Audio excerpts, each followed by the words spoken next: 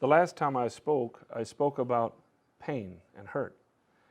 And today I want to speak about the power of the cross, purpose and power of the cross. I spoke some about the cross, but I would like to just speak a little bit clearer perhaps, so that we know how to apply it in our lives and how to deal with things when they come our way.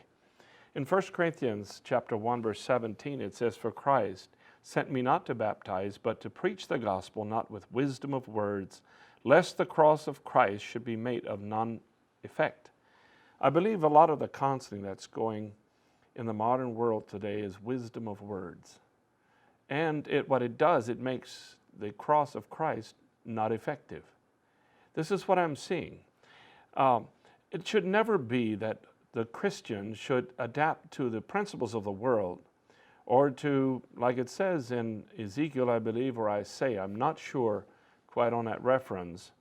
I should have looked it up, but it talks about reaching into Egypt to find their counsel and to apply it to the Jewish people. And it spoke about the dangers of that.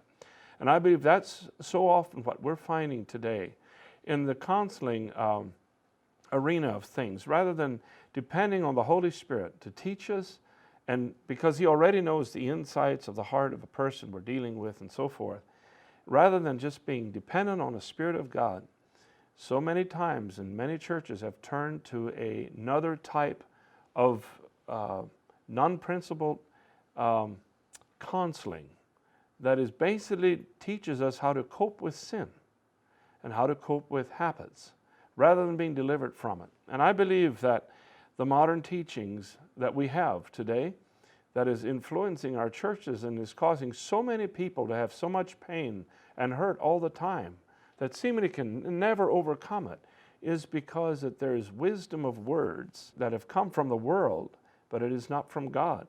And what it does, it brings the cross of Christ to naught. So the cross of Christ has no effect.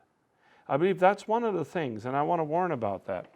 And also there's another verse in Philippians 3:18, "For many walk, of whom I have told you often, and now tell you even weeping, that they are the enemies of the cross of Christ."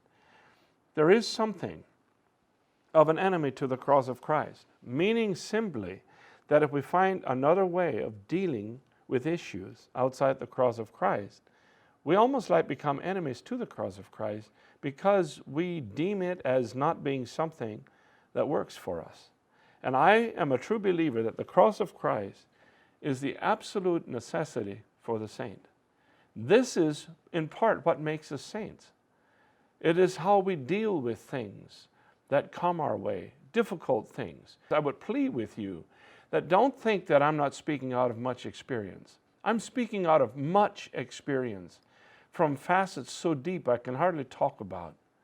I know and I understand it in a personal way, but also in dealing with many, many, many people, from absolute despair to some of the most deep type of sins that can happen to a person today in our day and age. And I know what I'm talking about. And even then, I believe the true deliverance is the cross of Jesus. There's another thing that I also see, that the Bible does tell us that we are not to faint. As Christians now, we're not to faint when we're rebuked of Him.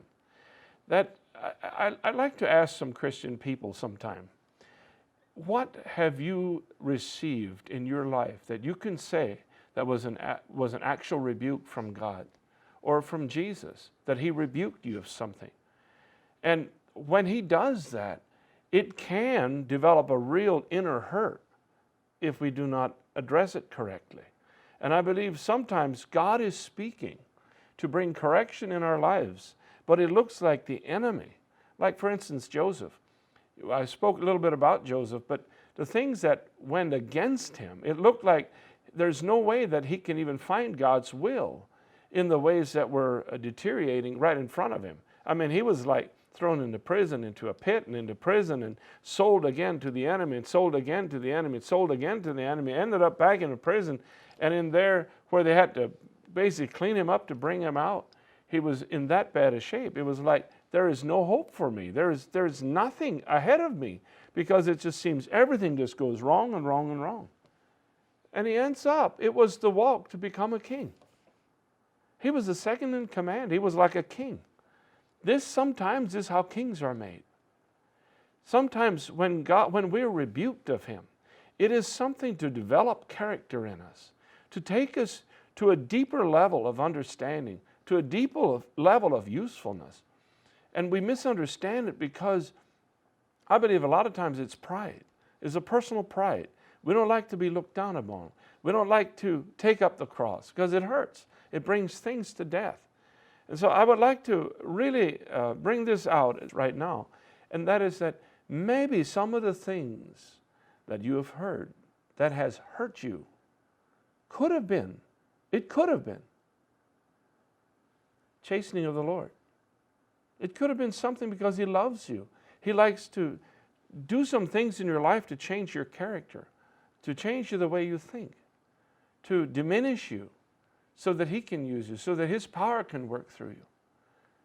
How is it that God will actually rebuke someone? He will never, when God rebukes you, it's not signed with a signature in the bottom, God. You're rebuked. And you're rebuked. And it can come from maybe your best friend. It can come from maybe your worst friend. Or maybe an enemy. And maybe you never know who it can come from. But be careful with it, because it can be God rebuking you and to want to see how you respond, especially if it comes from Christians. I know that there's times when the enemy speaks. I absolutely know that too. And it's designed to destroy, not correct. But many times I believe, if we really listen closely, when God does this to us, he's trying to correct us, not destroy us. And in this we can learn that the signature at the bottom of the page sometimes simply says, God, but it sure doesn't feel like it. But God has a purpose in it. You see, when you take up the cross comes into this picture. And what it does then, it diminishes you. It brings you to a place of death. All the pain and hurts and everything, it brings it to a point of death where you will not point your finger. If you're tempted to point your finger or blame somebody else for your problems, you have not, how should I say this? I want to be careful with it. But I believe if you blame someone else for your problems, you have come to a place that is really close to a form of deception. Because what God is doing is, if you're his child, you're his child. He will not allow you to go through things that you cannot endure. The Bible says that. And we like to point our fingers and blame everybody else for our problems and our struggles and why I cannot raise to the top. Well, look at Joseph. Maybe you are on a route that God is wanting to use you sometime in the future in a king's house. And this is the way you get there.